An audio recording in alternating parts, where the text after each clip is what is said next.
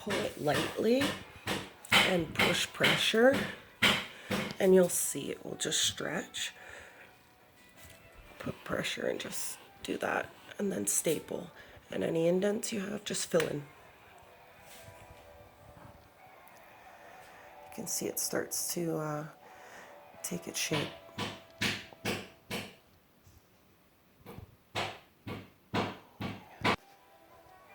So this is how it looks basically. You just get a handful. You see this gap here? Get a handful.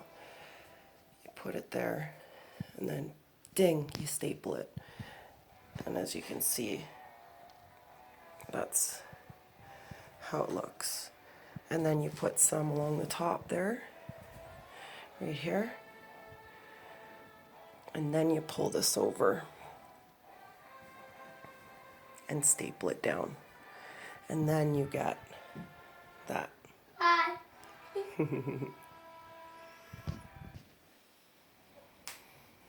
So this is what it looks like. The top I left like that because I'm going to pull it down with the material, but you can stuff it or not stuff it as much as you want.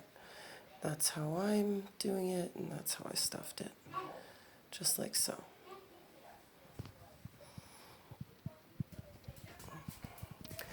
Left the other one similar. So hopefully they're good. Let's see how it looks. Time to upholster. Same principle. You take your material, you start at the bottom, front, you wrap it, you staple all along. Wrap it, staple it all along. Pull this down like that, staple it. Tuck it under, and then go to the other, flip it up and go to the other side. So it should look like that.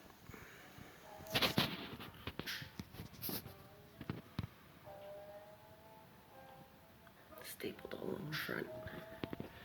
On the sides. Tuck under and wrinkle it and staple, just like so. Whatever you do to one side, you put a staple in the corner, put the exact same on the other side, because it's all about symmetrics here.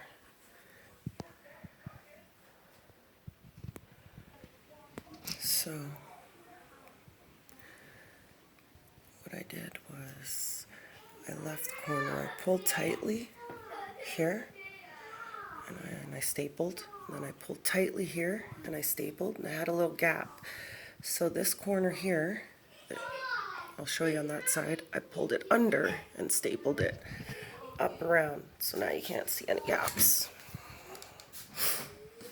And the front looks very nice. I'm doing this by the thin of my teeth. I think I undercut, but it's fine. Okay, do you see this lip? Okay, well, you can see I stapled there, and then I stapled here. Now I'll take this, and I'll pull it, get all that batting and everything hid real tight. Real tight. You can see I'm pulling it down here. Tuck in all your batting, because you don't need to staple there. It's going to be holding it. And you pull, and as you pull, you staple it up there, and you hide your seams. Ingenious, right? Right. That's how you do.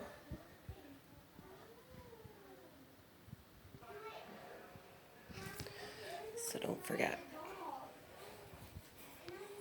your corners. After you pull tight, staple once, pull tight at the sides, staple once, you'll have this gap.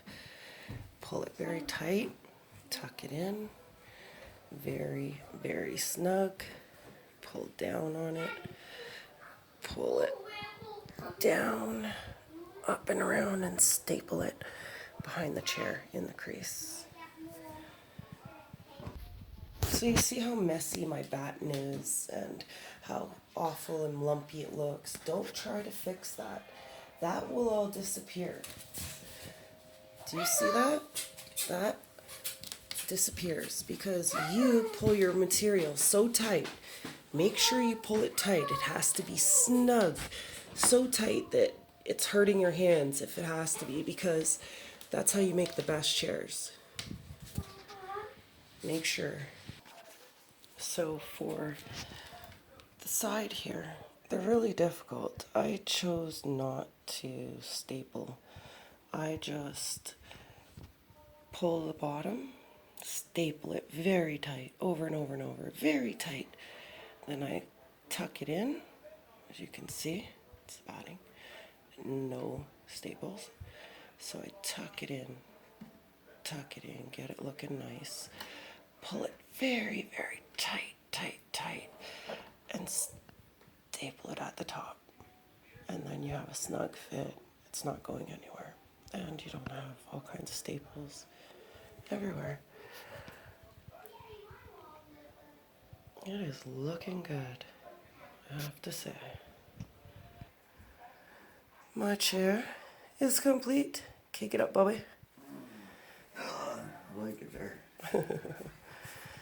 There's my chair. I got a couple little details to do with some bling, but besides that, it's looking good.